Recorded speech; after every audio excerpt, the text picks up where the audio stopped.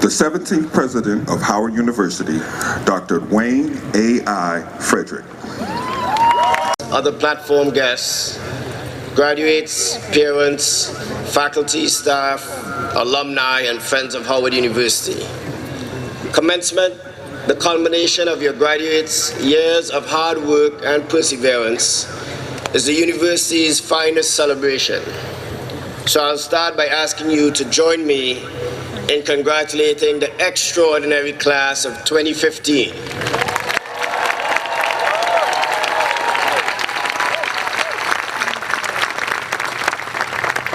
Last year when we did this, it was a little louder. So let's try that one more time. Let's congratulate the class of 2015.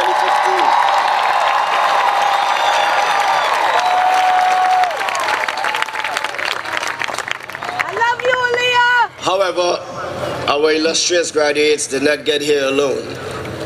Therefore, we must also say thank you to the families and friends of our graduates for your unwavering support and contributions to their academic success.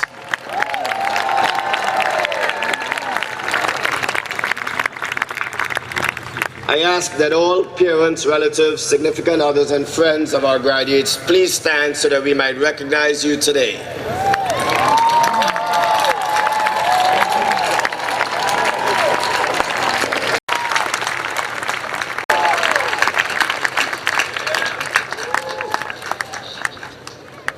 Mr. President, I have the honor to present Mr. Morgan Freeman to receive at your hand the honorary degree, Doctor of Humanities.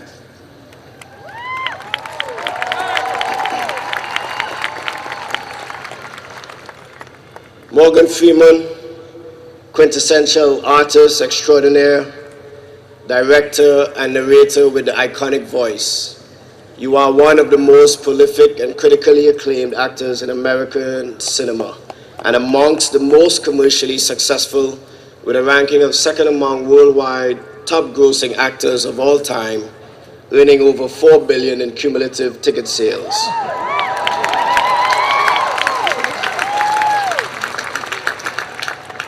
And I think he's going to ask for a recount.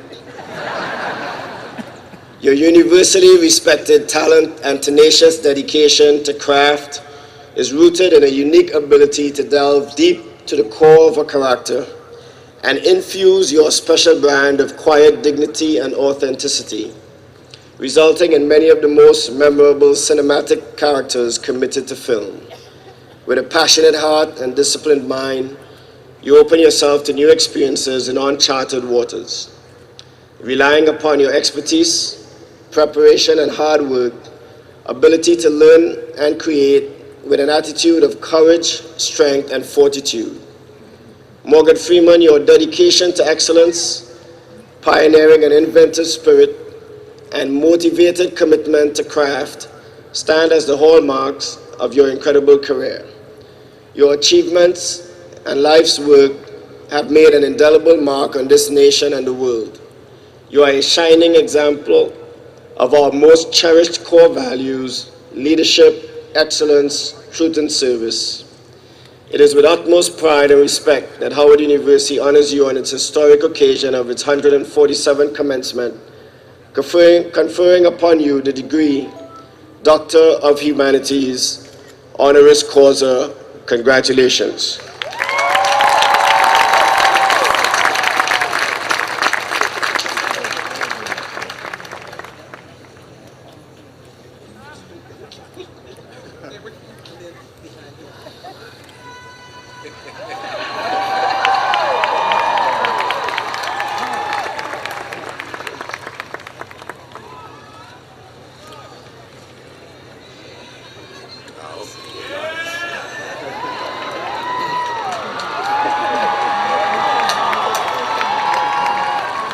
Go ahead, I don't care.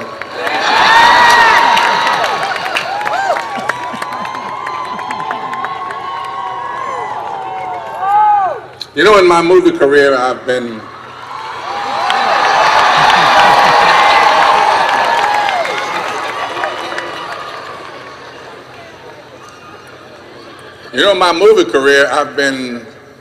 President of the United States, Director of the CIA, prison inmate, Speaker of the House, friend of Batman, a colonel, and God.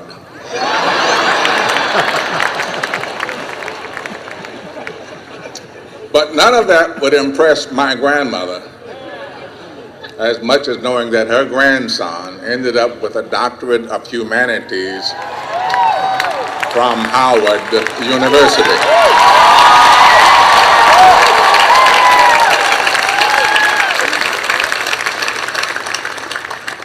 Probably needless to say, what?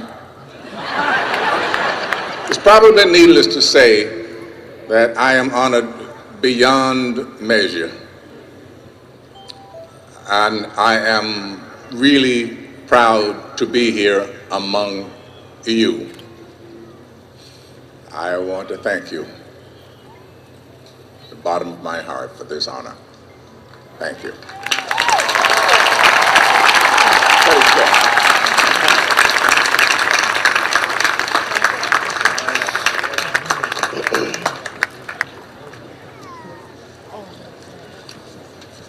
Despite the fact that I spent the entire night trying to get my voice as hoarse as possible.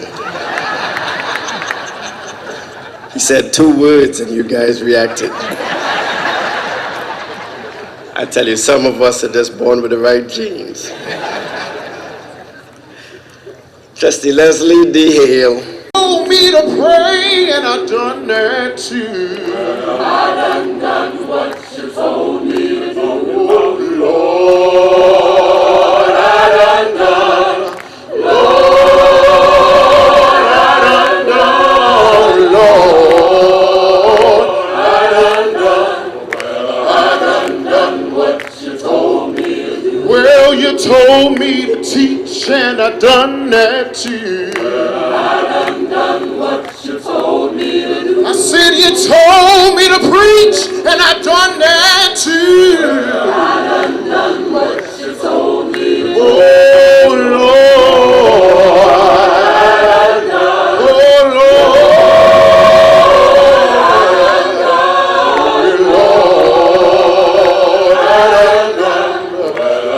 I done what you told me to do. Well, you told me to shout and I done that too. I done what you told me to do. I said you told me to, and I done that too.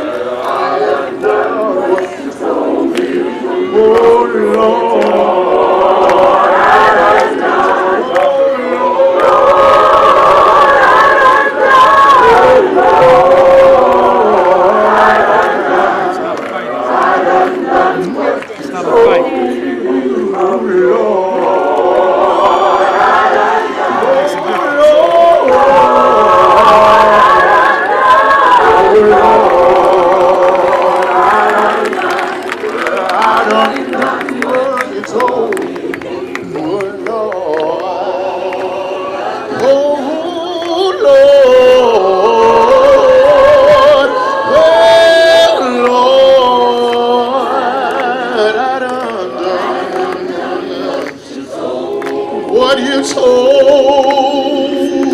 what you told me.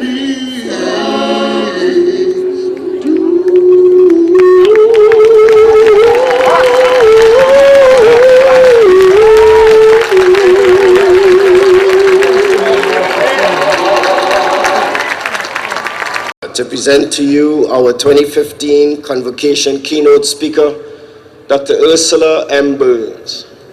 Dr. Burns, a preeminent, groundbreaking corporate titan, innovative visionary and mentor, outstanding strategic planner and manager, is one of the world's most distinguished and influential corporate leaders in her role as chairman and chief executive officer of Xerox, the top global enterprise for business process and document management, and a company with strong commitment to diversity.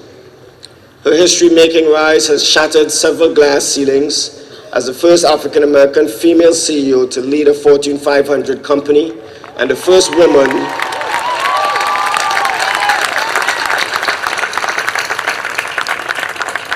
and the first woman to succeed another woman in this position.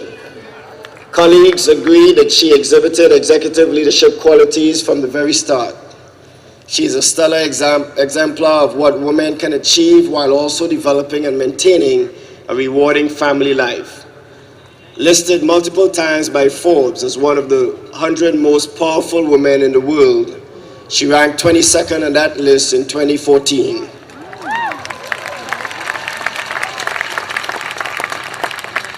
And I suspect she'll be quickly surpassing the other 21. A native New Yorker, Ursula M. Burns, was reared by a single mother who worked very hard to provide her with an excellent education. She names her mother as her most significant mentor and is a model product of what can occur when intelligence meets educational excellence and opportunity. She earned a Bachelor of Science degree in Mechanical Engineering from New York University Polytechnic School of Engineering and a Master of Science degree from Columbia University. Speaking to students, she said, "I love my work and you should too." Ladies and gentlemen, please join me for a most gracious applause and welcome for Dr. Ursula M. Burns.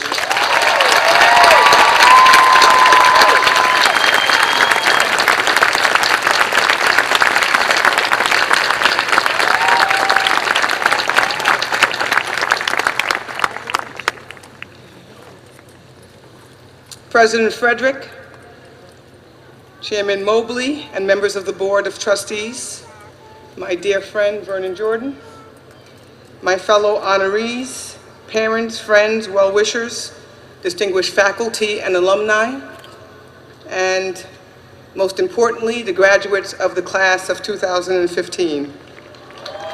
It is a great pleasure to be with you today and to become a part of your vibrant community, if it's only for a day. I really thank you. Howard is unique in all of American higher education. There are more than 100 historically black colleges in our nation, but there is only one research university that can count a distinguished number of alumni first among African Americans, and that's Howard.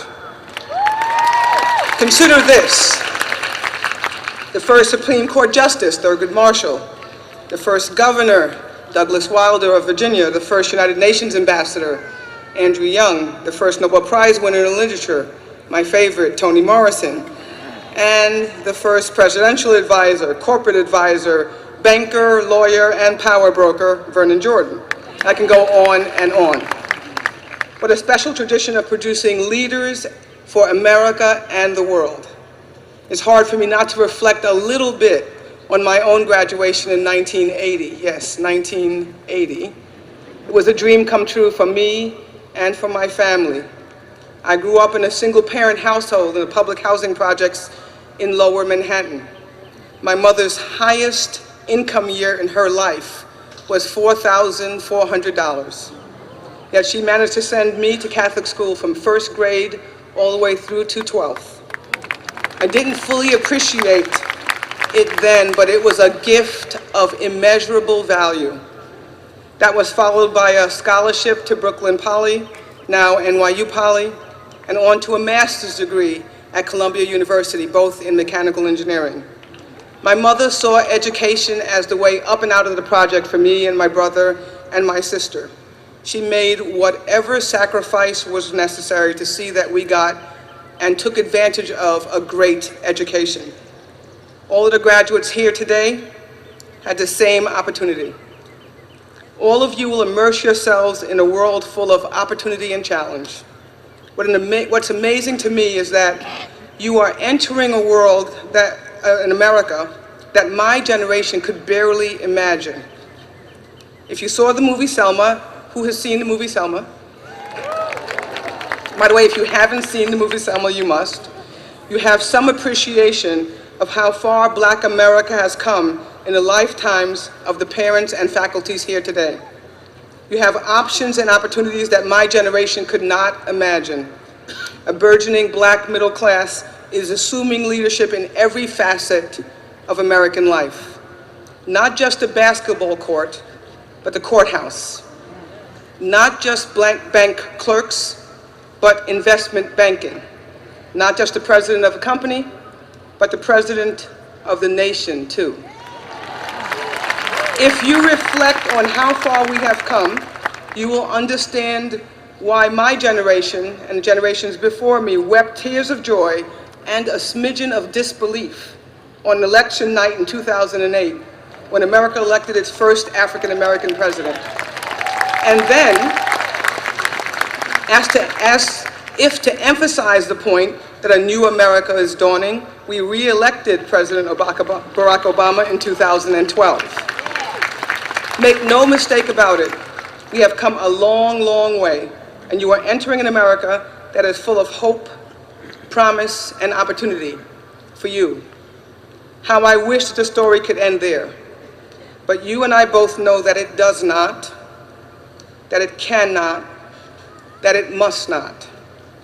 Even as Black America is on the ascendancy, far too many of our brothers and sisters are trapped in lives of injustice and hopelessness. Reflect on this.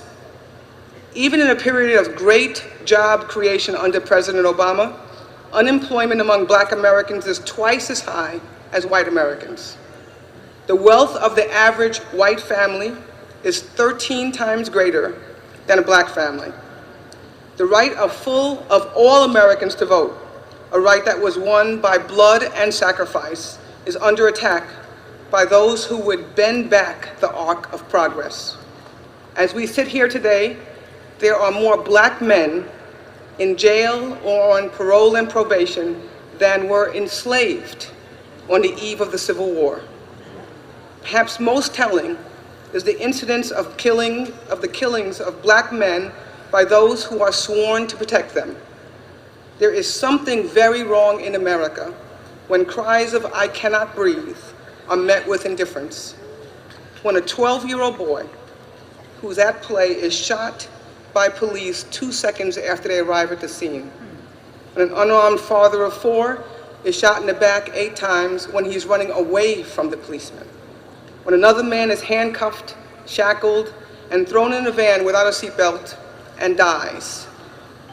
And yes, when a student of this great university reports that he was pulled over by the police, assaulted, pepper sprayed, and told, "Welcome to Washington." One such incident is really, really bad.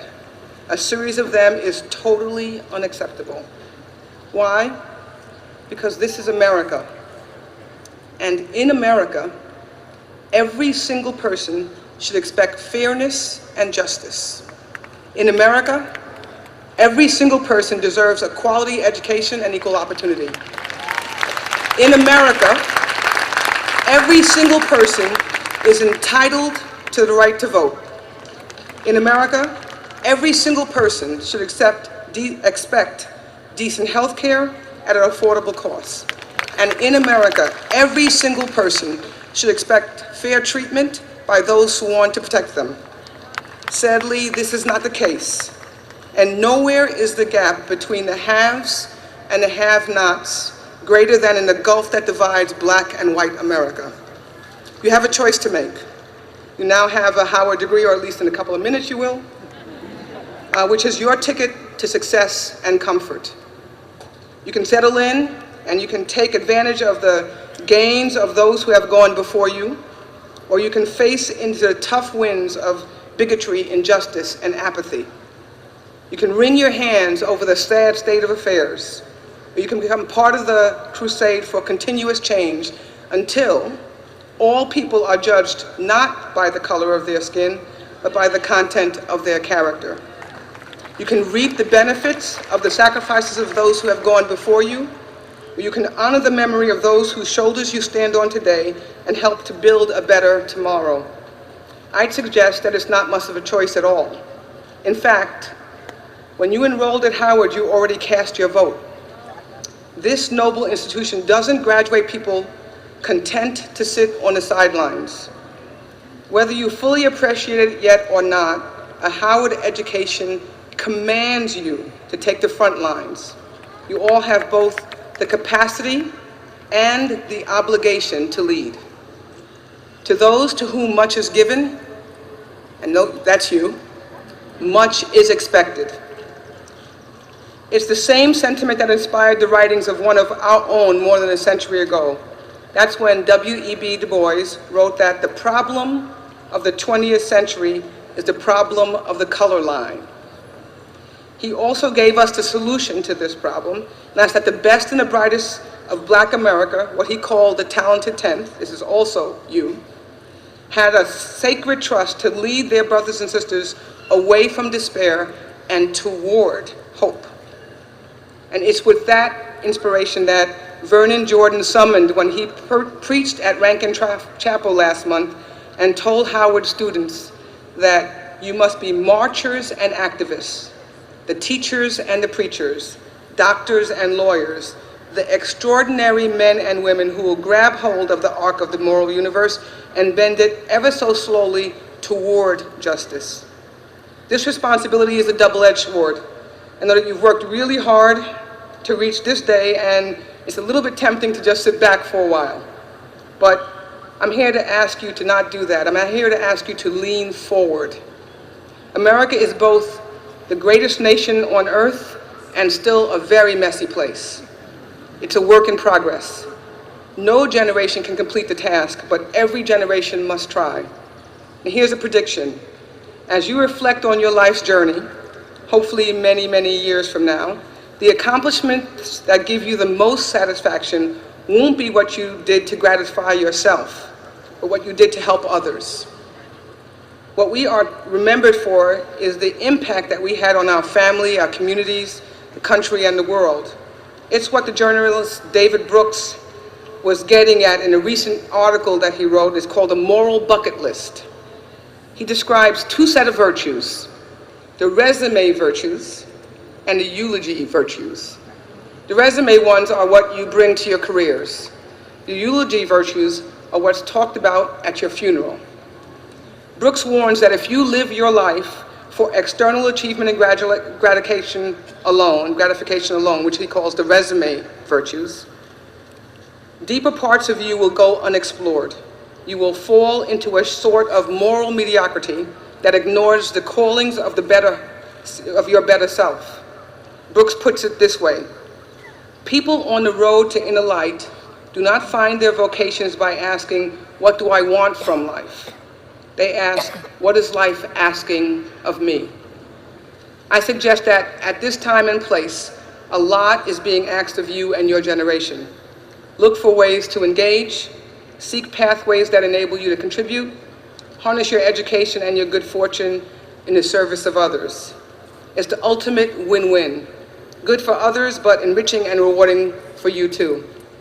Today's ceremony is called a commencement for a really good reason.